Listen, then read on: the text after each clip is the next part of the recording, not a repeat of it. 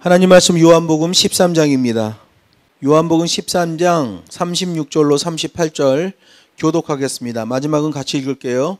시몬 베드로가 가로되 주여 어디로 가시나이까?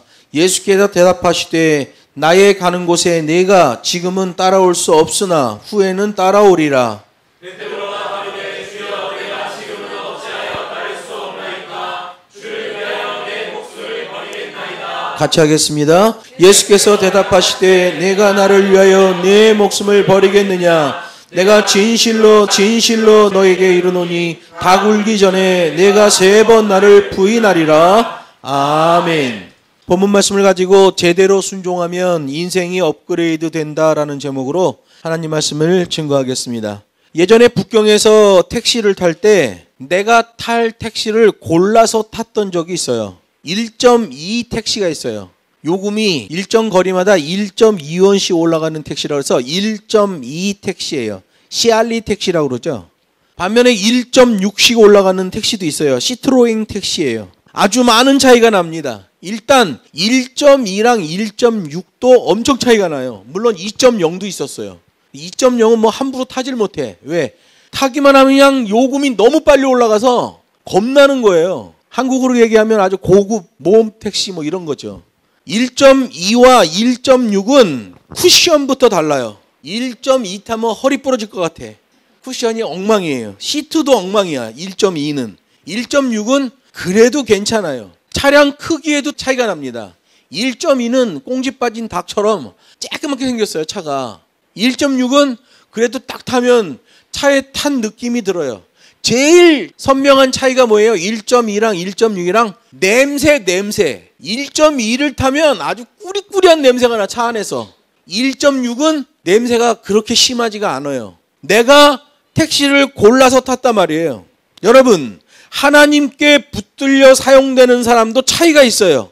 겸손과 충성, 헌신의 농도에 따라서 아주 다르게 양상이 나타납니다. 하나님이 골라서 사람을 쓰셔요. 우리가 달란트 비유 있잖아요. 달란트를 나눠주고 주인이 먼 곳에 갔다가 왔어요. 왔는데 어떤 종은 5달란트로 5달란트를 남긴 종도 있고요. 또 어떤 종은 1달란트를 주고 갔는데 이거 뭐 투자 잘못했다가 다 날리면 어떡하냐 이래서 땅에다 묻어놨다가 주인이 왔을 때 주인이여 당신이 주었던 1달란트를 그대로 당신께 다시 드리나이다 이라고 얻어 터지죠. 우리 주님은 골라서 쓰시는 거예요.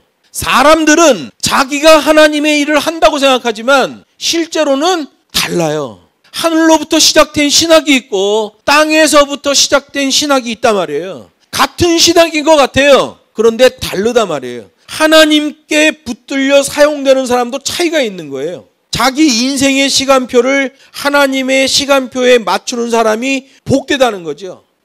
재빠르게 시간표를 알고 결단하는 사람들, 아주 좋은 사람들이죠.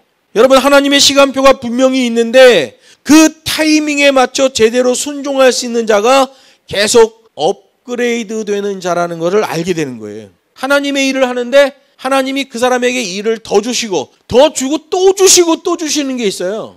왜 그래요? 업그레이드 되고 있는 거예요. 하나님이 일을 주시지 않으면 사람이 자기가 일을 만들어서 하려고 그래요. 아무 의미도 없죠. 그냥 땀만 뻘뻘 흘리지 실제로는 헛발질인 경우가 많이 있단 말이에요. 같은 시간 같은 장소에서 예배를 드려도 어떤 사람은 풍성한 은총을 누리고 그냥 냉랭한 사람도 같이 있단 말이에요. 풍성한 은총의 예배를 누리는 사람은 얼굴에 감격과 기쁨이 넘쳐요. 한 주 한 주 드리는 예배 별것 아닌 것 같지요? 업그레이드가 된단 말이에요. 북경에 있을 때 지방교회에서 귀신 들었다는 애들을 많이 보냈어. 우리 학교에다가 몰래 보내기도 해요. 애가 왔는데 좀 이상해. 그 얘기해보면 뭐 귀신 하늘로 날아다닌다 그러고 막 이래. 그리고 또 막 실제로 막 난리가 나갖고 데려온 애들도 있어. 뭐 방법이 없으니까 우리 교회로 데려와요. 데려오면 뭐 귀신 나가라 막 때리고 막 안찰 이런 거 안 해. 한 여자애가 우리 신학교에 왔는데 이유는 그 신학교에서 귀신이 들었다고 여자애가 막 얼굴이 다 터져갖고 왔어. 그래서 내가 물어봤어. 왜 이러냐고 그랬더니 그건 무슨 순복음 목사가 그냥 귀신 쫓는다고 애를 막 때리면서 기도를 애가 다 터져갖고 온 거야. 그 학생을 잘 해줬어요. 말씀으로 양육하고 한 6개월 지나니까 정상이 됐어. 서서히 나아지더라고요. 업그레이드 되는 거죠. 여러분, 하나님의 일을 샤머니즘처럼 처리하면 안 돼요. 우리 하나님은 이 오묘한 우주의 법칙대로 우주를 창조하시고 운행하시는 하나님이란 말이에요. 하나님이 내 생각, 내 머릿속에 있는 그런 샤머니즘, 토테미즘, 애니미즘 이런 거로 해석되는 하나님이 아니에요. 우리 하나님은 이성적인 하나님이시란 말이에요. 여러분, 예배도 마찬가지예요. 그렇게 예배 때 기쁨과 감격이 있으면 그거 참 별것 아닌 것 같은데 그 순간순간 업그레이드가 된다는 사실을 알게 돼요. 그 사람이 열리는 거예요. 일본에 가면 집집마다 창문이 아주 작다는 거예요. 요 손바닥 2개만 해. 저게 뭐 하는 곳이지? 콘크리트에 구멍이 조그맣게 나 있어요. 창문이에요. 돈이 많은 나라인데도 대부분 사람들은 생각이 아주 옹졸합니다. 일본은 850만 개의 신이 존재해요. 그러나 죽음에 대한 두려움 때문에 그 두려움에서 헤어나오질 못해요. 그래서 일본 가서 노인들하고 이렇게 얘기를 해보면 죽음의 공포에 잡혀 있는 걸 보게 돼요. 일본 노인들의 특징이 뭔지 아세요? 자기 은행 통장이 있잖아요. 그 돈을 제대로 못 써. 그냥 조금씩 먹고 이 돈이 나를 지켜준다는 생각을 하는 거예요. 그러다가 자기 자식한테도 안 알려주고 죽어버려. 내 아버지의 통장인데 내 어머니의 통장인데 비밀번호를 몰라. 그럼 못 찾아 돈을. 그렇게 해서 국가로 귀속되는 돈이 그렇게 많다는 거 아니겠어요? 노인들이 왜 돈을 꽉 잡고 있어요? 죽음에 대한 공포심 때문에 그래요. 그런데 네덜란드라는 나라가 있는데 네덜란드를 가보면 집집마다 건물마다 창문이 엄청나게 커요. 담벼락의 3분의 2가 창문이야. 그대로 자기의 삶을 오픈하는 걸 보게 돼요. 내부를 훤히 들여다볼 수 있어요. 그래서 네덜란드 사람들이 대범하고 큰 거예요. 자기 자신을 그대로 오픈하는 것, 투명성이 경쟁력, 나도 타인을 보고 타인도 나를 볼 수 있게 해요. 투명성이에요. 그런 투명성이 어디서 나옵니까? 네덜란드는 일찍이 기독교 복음을 받아들인 다음에 그 나라가 바뀌어버렸습니다. 그래서 그렇게 투명한 곳이 된 거예요. 복음이 들어간 네덜란드는 대단한 부흥의 역사가 있었고요. 목사가 국무총리까지 되는 일이 있었어요. 네덜란드 제20대 총리 한번 여러분이 검색해 보세요. 아브라함 카이퍼. 아브라함 카이퍼는 세계적인 신학자요 목사예요. 그런 목사를 국가 국무총리로 세울 정도로 대단한 기독교 국가지요. 실제로 화란 신학은 미국 및 전 세계 보수 주류 신학의 핵심이라고 할 수 있어요. 다 자기를 오픈하는 거예요. 일본은 자기를 감춰요. 창문이 그냥 손바닥 2개만 해, 집집마다. 여러분, 비밀 요정 보세요. 창문이 아예 없는 경우도 있어요. 비밀 요정에 들어가는 사람은 숨으려고만 하는 사람들이에요. 그게 그들의 특징이죠. 감추려 합니다. 들키지 말자. 내부가 어둡고 비밀 요정에 들어가면 서로 얼굴을 구별하기도 힘드는데 그런 걸 좋아하는 사람이 있더라는 거죠. 창세기 3장 8절에 보면 범죄한 아담과 하와가 하나님의 나타나심을 보고 그 숲을 사이로 숨어버려요. 아담과 하와의 후예들도 마찬가지예요. 사람은 가만 놔두면 지옥 가는 거예요. 태어날 때부터 죄를 갖고 태어나기 때문에 예수 보혈의 능력으로 덮어주지 않으면 그냥 지옥 가는 거예요. 가만히 있으면 지옥 가는 거예요. 죄 안 져도 지옥 가는 거죠. 도둑질하다가 잡힌 사람들을 보면 그 사람들에 대한 아주 재미난 통계가 있어요. 대부분 사람들이 근시라는 거예요. 근시가 도둑질을 잘 안 되는 거예요. 왜 그래요? 근시의 특징이 뭐야? 가까운 데는 잘 보이고 멀리는 안 보이잖아요. 내가 잘 안 보이니까 다른 사람도 나를 못 본다고 생각을 하는 거야. 자기 눈이 나빠서 멀리 못 보는데 그래서 타인도 자기를 못 볼 거라는 심리적인 착각을 하게 되는 거죠. 생각해 보세요, 여러분. 술집 여자가 장학금 기부했다는 말 들어봤어요? 나는 못 들어봤어. 술집 여자 돈 얼마나 잘 벌어요. 근데 장학금 기부했다는 뉴스가 없어. 그런데 시장에서 하루하루 품팔이하는 콩나물 장수 할머니들이 거액의 장학금을 기부했다는 뉴스는 심심찮게 TV에 나오잖아요. 술집 여자는 장학금 기부하지 않아. 콩나물 파는 할머니가 장학금을 기부하죠. 사람은 그 안에 무엇을 담고 있고 지금 무엇을 담아내고 있고 시선을 어디에 두고 있느냐에 따라서 그 결과는 상상할 수 없는 차이가 나는 거예요. 여러분, 우리가 제대로 순종하려면 어떻게 해야 되는가? 제대로 순종하려면 시대를 읽을 줄 알아야 돼요. 한 손에 성경을, 한 손에는 신문을. 나도 운동을 좋아했기 때문에 과거에 뼈가 5번 부러졌어요. 지난주, 지지난주 날이 흐리니까 아주 죽겠더라고. 뼈 부러진 데가 아파갖고. 저는 산동반도에 구름이 걸려도 여기서 벌써 알아요. 아, 산동반도에 구름이 걸린 것 같다. 이 발목이 이렇게 쑤시는 거 보니까.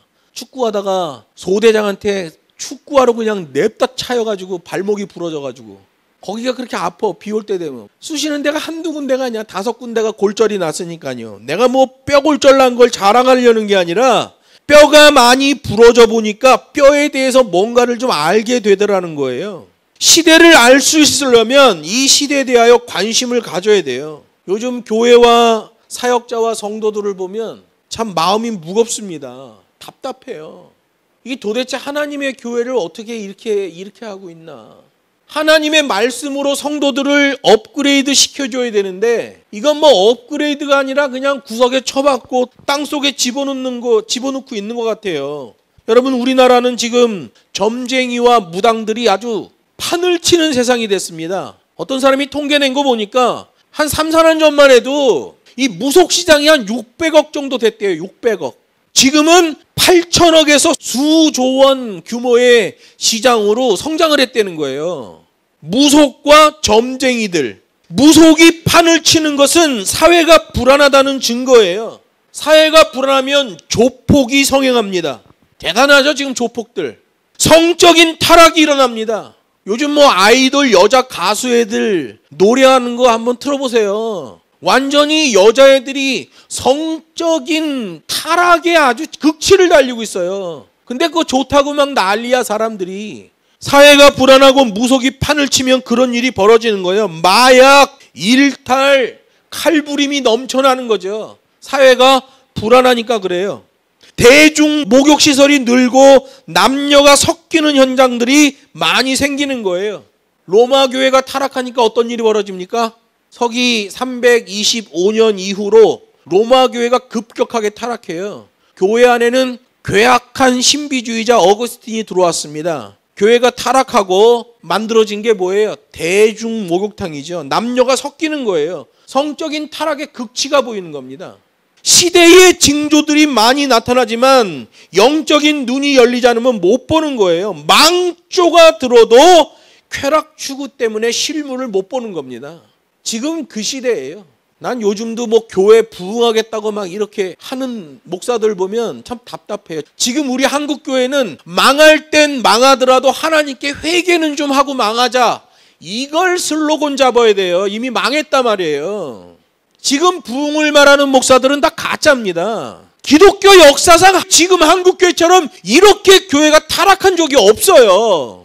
목사들의 세계 커튼 하나를 들치고 들어가면 난리도 아니에요. 무슨 교회가 부흥해야 되고 망해야 돼요. 지금은 교회가. 그런데 하나님께 회개는 좀 하고 망하자. 망하더라도. 그러면 혹시 하나님의 긍휼하심이 있지 않겠느냐. 한국교회는 그걸 기준 삼아야 돼요.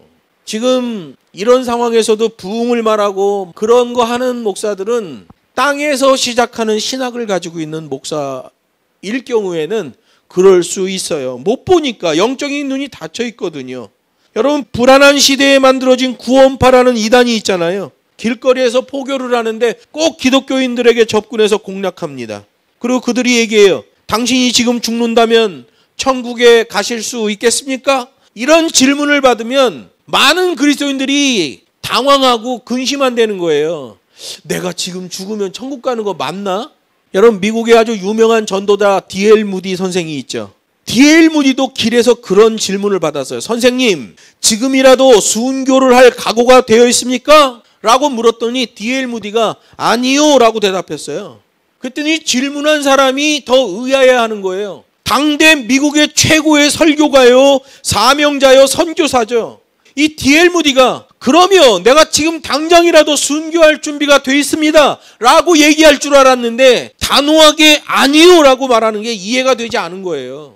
그 기자가 물어봅니다. 세상의 선생님 같은 훌륭한 사역자가 하나님을 위하여 죽을 수 없다는 말씀입니까? 그때 무디가 얘기해요. 지금은 내가 전도할 때입니다. 순교할 때가 되면 하나님이 나를 순교하도록 하시겠지요. 지금은 내가 전도할 때입니다. 여러분, 복음의 렌즈를 통해서 보여지는 시대를 아는 것, 자기 인생에 대한 시간표를 아는 것 중요하단 말이에요. 하나님이 내 인생의 시간표를 어떻게 움직이고 계시는가? 오늘 본문 성경에 보면 그 시간표 때를 제대로 알지 못했던 베드로가 엉뚱한 질문을 하잖아요. 우리가 주일 낮 예배 때 누가복음에도 보면 사도 요한이 그 자기 인생의 시간표를 몰라서 계속 헛발질하고 문제를 일으키잖아요. 하나님을 믿는다면 시대를 읽으면서 간구할 수 있는 사람이 되는 거예요. 그래야 미사려구 안 나오고, 그래야 중언부언 안 하고 헛발질 안 하는 거예요. 제대로 순종하려면 하나님 말씀을 제대로 알아야 돼요. 예전에 어르신들이 그런 말씀하셨어요. 야, 황소를 제대로 묶으려면 말뚝에다 묶어야지 장작에다 묶으면 안 된다, 이렇게 말했어요. 장작이나 말뚝이나 나무 쪼가리 똑같지요. 똑같아요. 말뚝은 땅에 견고하게 박혀있는 상태고, 장작은 그냥 땅 위에서 돌아다니는 나무 토막이에요. 땅에 박혔냐 안 박혔냐에 따라서 소를 묶는 방법이 달라진단 말이에요. 소는 말뚝에다 묶어놔야지 장작에다 묶어놓으면 안 되는 거예요. 하나님의 말씀을 제대로 모르니까 엉뚱한 결과물들이 나오잖아요. 땀 뻘뻘 흘리고 사역한다고 그냥 죽어라고 일했는데 결론이 헛발질이야.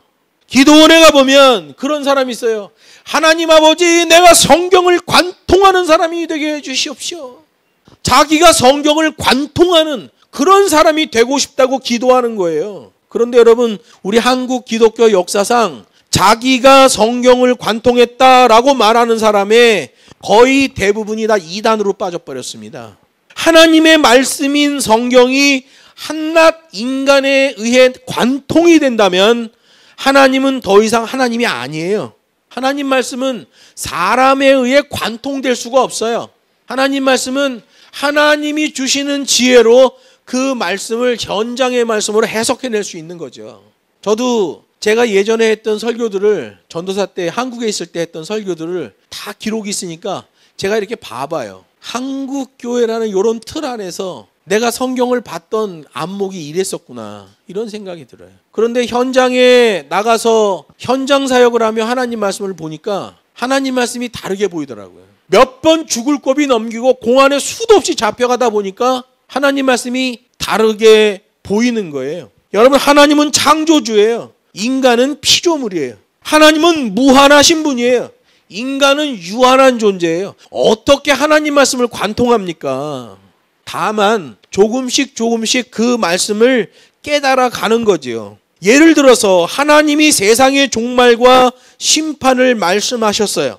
그 말씀하신 것은 두려움을 주시려는 의도가 아니라 빨리 깨닫고 회개하고 돌아오라는 말씀이잖아요. 종말과 심판에 대한 메시지는 그런 용도예요. 그런데 사단은 그것을 두려움으로 바꿔서 접근하고 그 두려움 때문에 옴짝달싹 못하게 만드는 거예요.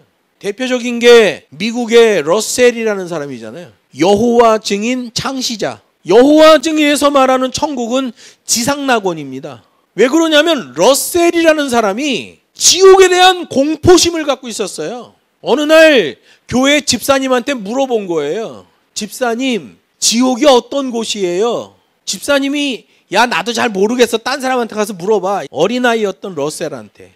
이 러셀이 그때부터 지옥에 대한 두려움을 갖게 된 거예요. 그리고 자기가 나름대로 성경을 해석하면서 하나님의 천국은 저 하늘나라에 있는 게 아니라 지상에 존재한다. 그래서 여호와 증인 워치타워 그 책자 보면 풀밭에 사자도 있고 뭐 말도 있고 사람도 있고 뭐 개도 있고 고양이도 있고 다 그 지상에서 낙원을 누리고 있잖아요. 러셀이라는 사람이 그래서 그래요. 뭐에 걸린 거예요? 종말과 심판에 어서 회개하고 돌아오라는 하나님의 메시지를 못 보고 사단이 던져준 미끼를 먹은 거죠. 공포와 두려움. 그래서 지옥은 존재하지 않는다. 이렇게 말하는 거예요. 하나님의 말씀에서 멀어졌지요. 종말은 세상 사람들에게는 두려움이요 멸망이지만 그리스도인들에게서는 설레임이 되어야 된다는 거예요. 요한복음 14장 27절이 말합니다. 나의 평안을 너희에게 주노라. 너희는 마음에 근심도 말고 두려워하지도 말라 그래요. 여러분, 우리의 마음이 불안한 이유는 죽음에 대한 공포 때문에 그래요. 원자탄 왜 무서워해요? 죽음에 대한 공포 때문에 그래요. 일본에서 핵 오염수를 방류했는데 그거 왜 난리쳐요? 죽음에 대한 공포 때문에 그래요. 사망법에 대한 공포 때문에 그렇단 말이에요. 그러나 찬찬히 살펴보면 죽음 그 자체는 있고 없고가 중요한 게 아니라 시기의 문제예요. 안 죽는 사람이 어디 있어요? 다 죽지요. 큰 이변이 없는 한 하나님이 우리를 데리고 천국에 가는 방법은 우리를 죽여서 데리고 가시는 거예요. 만약에 죽여서 데려가지 않는 경우에는 딱 한 번밖에 없어요. 예수님이 재림하실 때 변화의 몸으로 휴거되는 거죠. 그때 살아있는 자들은 휴거되는 거예요. 변화의 몸으로. 땅속에 있는 죽어있는 자들은 좀 있다가 부활해요. 백보자 심판 직전에 부활합니다. 그 사람들이 예수님이 오면 막 무덤이 막 열려갖고 재림 때만 확 올라온다고 생각하는데 그렇지 않아요. 살아있는 사람만 따로 올라가게 돼요. 그래서 어린 양 혼인잔치를 하게 되잖아요. 계시록 말씀 보면 어린 양 혼인잔치와 동격어가 있어요. 천년왕국이에요. 어린 양 혼인잔치 기간이 천년왕국하고 동일한 거예요. 이 천년이라는 것을 시간으로 천년 잡으면 안 돼요. 완벽하다라는 의미예요. 타락한 인간이 드디어 예수와 혼인관계를 맺는 거예요. 마치 아담과 하와가 처음으로 조우하고 그런 거예요. 신랑과 신부로서 처음 만나는 거예요. 만약에 어린 양 혼인잔치가 7일이면 천년왕국은 7일인 거예요. 어린 양 혼인잔치가 1년이면 천년왕국은 1년이에요. 동격이기 때문에 그래요. 그 다음에 죽은 자들의 부활이 일어나는 거죠. 하나님 말씀을 제대로 모르면 혼동을 하는 거예요, 사람들이. 베드로가 하나님의 시간표를 제대로 못 봤어요. 오늘 본문 요한복음 13장 36절로 38절. 그러다 보니까 자기 시간표를 앞세우잖아요. 주여, 어찌하여 내가 지금은 주를 따를 수 없다는 말입니까? 내 목숨을 버리겠습니다. 막 이러잖아요. 여러분, 베드로가 생각하는 시간표랑 하나님이 가지고 있는 시간표는 분명한 차이가 있지요. 그렇게 흐트러진 시간표를 가지고 말했던 베드로, 그 결과값이 어디서 나와요? 요한복음 21장 15절로 19절에 나오잖아요. 예수님을 3번이나 부인합니다. 자기 시간표 말할 땐 뭐라 그래요? 주여, 내가 어찌하여 지금 주를 따를 수 없다는 말입니까? 당장이라도 내 목숨을 버리겠나이다. 개뿔이나. 하나님의 시간표는 요한복음 21장에 나와. 내 목숨을 버리겠나이다. 당장이라도. 나 예수 몰라요. 모른다니까요. 모른단 말이요. 이러고 가버리죠. 흐트러진 시간표를 가진 사람들이 있어요. 목사들 중에도 제가 한국에 와서 많은 목사님들 만나는데 그냥 무슨 사역의 시간표 이것 말고 그냥 인생 자체 시간표도 뒤틀려버린 사람들이 한둘이 아니에요. 그 시간표는 뭐로 알 수 있어요? 배경이 뭐냐. 그 사람이 그렇게 말하고 그렇게 행동하는 배경이 도대체 뭐냐.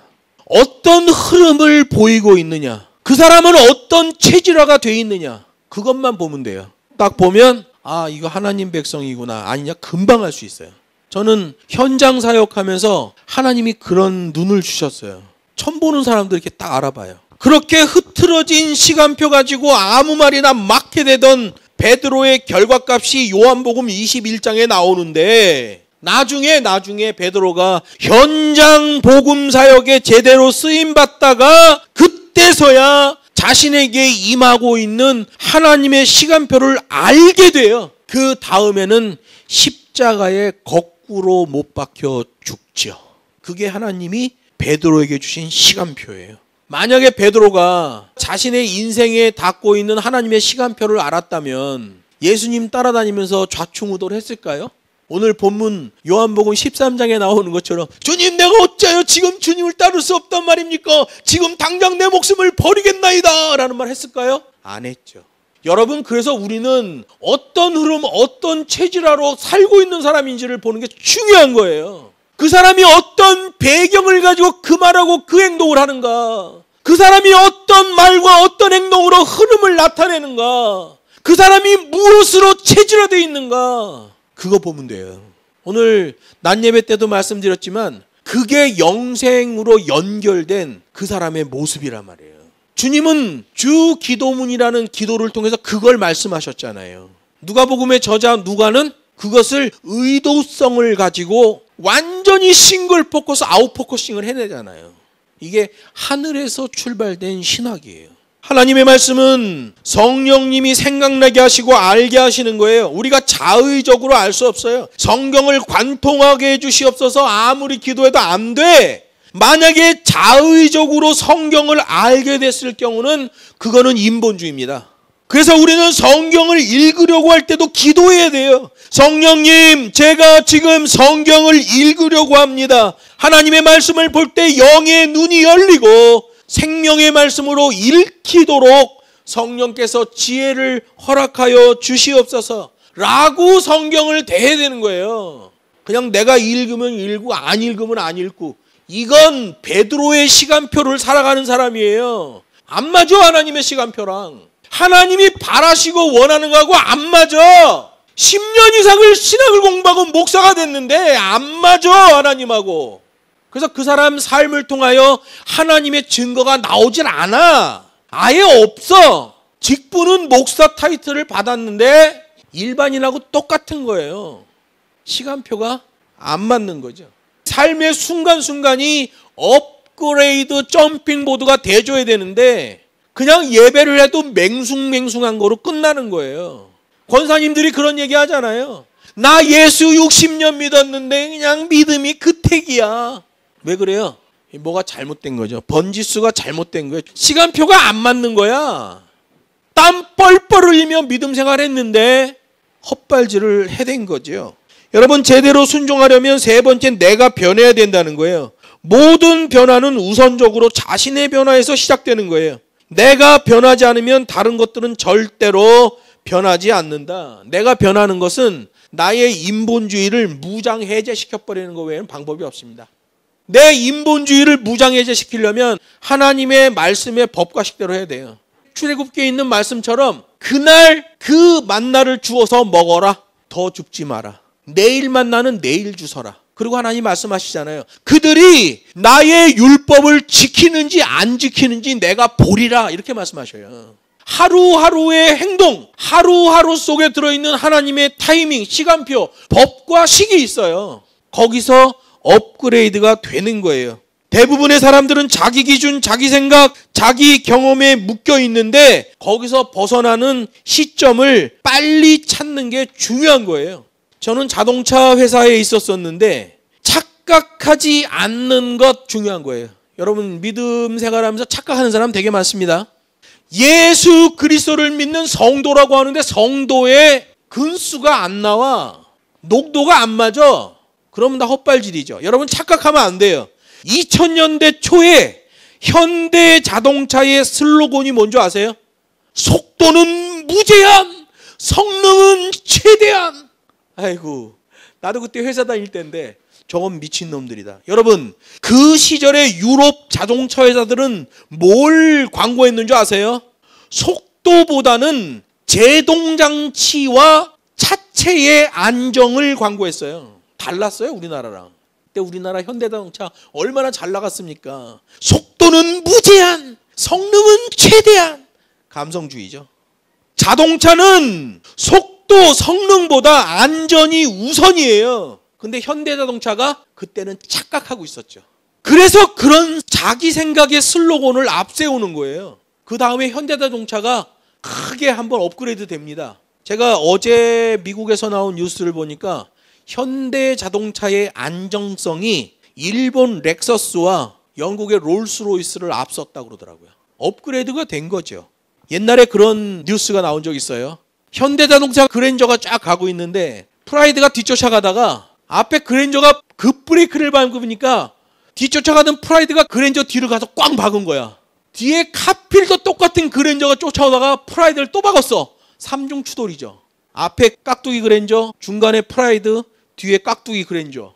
그냥 앞에 그랜저는 트렁크가 다 찌그러지고 뒤에 그랜저는 앞에 엔진룸이 다 찌그러져 버렸어. 가운데 있는 프라이드는 별로 안 찌그러졌다는 거야. 그래서 막 프라이드가 좋다고 난리치는데 기아 자동차가 막 엄청나게 광고했죠. 그때 김선홍 사장 시절인데 엄청나게 광고했어요. 현대자동차 저렇게 앞뒤에 다 찌그러져도 가운데 낀 프라이드는 멀쩡했다. 여러분, 차는요 반드시 사고 때 찌그러지도록 설계를 합니다. 그게 찌그러져야 사람한테로 충격이 안 와요. 심지어 엔진은 갖다 쉘에 박으면 어느 정도 힘으로 갖다 박으면 땅 밑으로 떨어지게 만들어요. 엔진이 땅 밑으로 안 떨어지면 사람 이 무릎 있는 데를 치고 들어온다니까. 땅으로 떨어지게 만들어. 설계를 그렇게 해. 차체도 마찬가지예요. 차체가 강력한 골격이 있지만 딜이 박으면 탁탁탁탁 순서대로 접히게 만들어요. 안 접히면 사람이 접혀버려.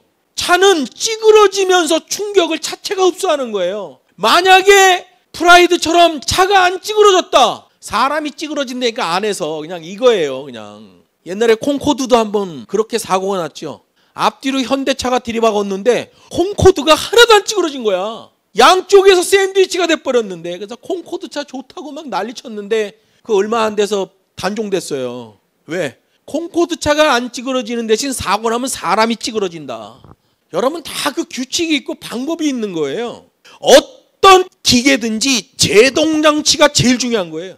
하나님의 말씀도 인생을 달리게 하는 말씀이 아니라 제동장치예요. 땅에서 시작하는 신학은 하나님의 말씀이 나를 가속시켜주는 거로 얘기해요. 번영신학을 얘기한다니까요. 하나님의 말씀은 하늘에서 시작한 신학은 이게 고난의 신학이에요. 제동장치라니까. 성능은 좀 떨어져도 문제가 되지 않지만 제동장치에 문제가 생기면 뭐든 간에 대형사고가 나는 거예요. 사람도 영적으로 볼 때 제동장치가 제대로 작동하지 않으면 대형 사고가 터지는 거예요. 하나님의 말씀은 인생 제동장치라는 걸 꼭 기억하세요. 가속장치가 아니라니까. 번영신학은 하나님의 말씀이 내 인생의 가속장치인 것처럼 얘기해요. 착각이에요.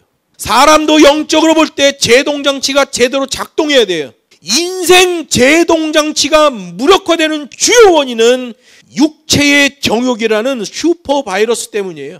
감성주의죠. 자기 생각, 자기 기준, 자기 경험. 그거 내세우면 박살나는 거예요. 오늘 본문의 베드로 보세요. 자기 생각, 자기 기준, 자기 경험 내세운다니까요. 누가복음 11장에 나오는 사도 요한 보세요. 자기 생각, 자기 경험, 자기 기준 내세워요. 박살나는 거예요. 하나님 말씀은 내 인생의 제동장치다. 가속장치 아니에요. 제동장치를 무시한 속도는 곧 죽음이요 대형사고예요. 삼류 기계들의 단점이 뭡니까? 성능은 좋은데 제동 기능이 떨어진다는 거죠. 그래서 고장이 나는 거예요. 하나님이 우리에게 주시는 말씀은 그 패턴이 있고 그 농도와 수준에서의 고유한 패턴이 있다는 거예요. 하늘로부터의 신학이기 때문에 그래요. 그래서 흐름이 나오고 체질화가 가능해져요. 땅에서 시작하는 신학은 체질화도 안 됩니다. 그냥 망가지는 거예요. 그냥 하나님 말씀은 규칙적이에요. 패턴이 있어요. 이럴 땐 이렇게 해야 된다. 정확한 패턴이 있어요. 만나를 주면 그날 것만 거둬야 된다. 내가 너희들이 율법을 지키는지 안 지키는지를 보리라. 이렇게 말씀하신단 말이에요. 하늘로부터의 신학은 반드시 패턴이 있습니다. 하늘 백성은 이 땅에 살아갈 때 그의 말과 행동에서 하늘 백성의 패턴이 나와요. 그런 하늘로부터의 신학의 메시지가 선포될 때 제대로 업그레이드 되면 시간표 적중이요 금상첨화가 되는 거죠. 그렇다고 자신의 부족함을 너무 자책할 필요는 없어요. 따라가면 돼요. 방향을 맞추면 되는 거예요. 말씀을 했습니다. 우리들의 삶도 영적인 것에 최우선 순위를 두는 쪽으로 바꿔야 돼요.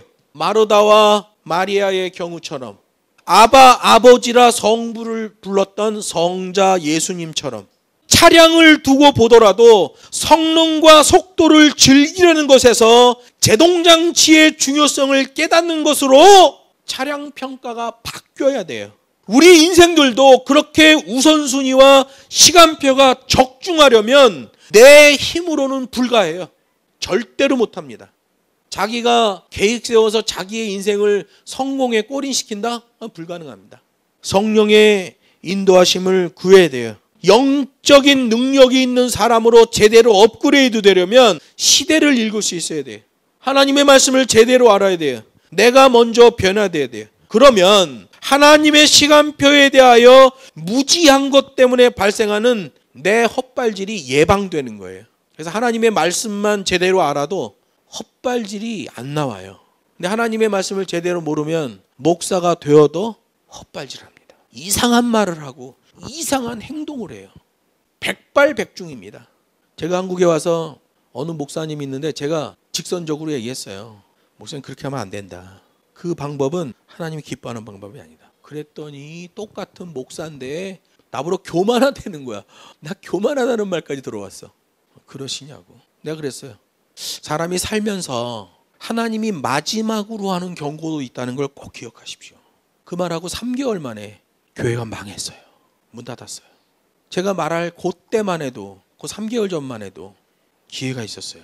근데 이게 안 열려 있는 거예요. 이게 하나님이 나한테 주는 마지막 경고라는 걸 모르는 거예요. 아니 나는 뭐 그 사람한테 그렇게 얘기하면 그 사람이 나한테 좋은 얘기 할 거라고 생각해서 그런 말 하겠어요? 나도 결단하고 하는 거야. 하나님이 그런 마음을 주시니까 너가 가서 얘기해라. 시대를 읽을 수 있어야 되고 하나님의 말씀을 제대로 알아야 되고 내가 먼저 변화되어야 그 시간표에 대한 무지함 때문에 발생하는 헛발질을 막을 수 있는 거예요. 우리 그리스도인들은 한 분이신 하나님을 믿는 사람들이에요. 한 분이신 하나님을 믿지만 850만 개의 신을 섬기는 일본보다 강해요. 3억 3천만 개의 신을 섬기는 인도 힌두교보다 우리가 훨씬 강해요. 왜냐하면 한 분 하나님, 그분은 빛으로 오시는 하나님이시기 때문에 그래요.